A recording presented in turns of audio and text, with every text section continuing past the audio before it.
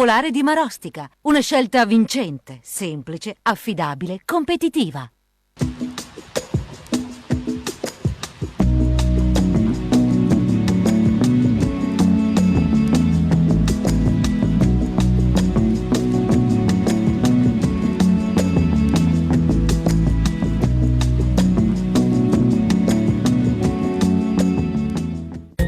Sabato 1 febbraio, Santa Brigida, è il 32esimo giorno dall'inizio dell'anno, ne mancano 333 al termine. Il sole sorge alle 7.32 e tramonta alle 17.17, la luna si leva alle 8.05 e tramonta alle 19.38.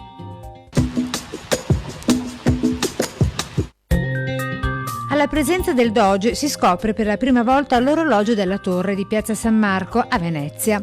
Eseguita su progetto di Mauro Coducci, alta 29 metri, larga 6 e definita splendente faro di Bucintoro veneziano, la torre reca al centro l'orologio policromo, da cui prende il nome, capolavoro di meccanica di Carlo e Paolo Rainieri da Reggio. Sulla loggetta terminale si trovano due colossali figure maschili, dette i Mori, fuse in bronzo da Ambrogio delle Ancore.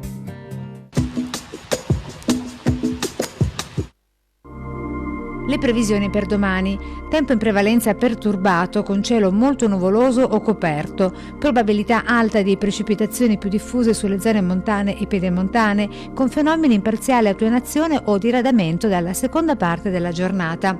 Limite della neve in ulteriore lieve calo fino a 900-1200 metri, localmente più in basso sulle Dolomiti. Temperature in generale contenuto calo.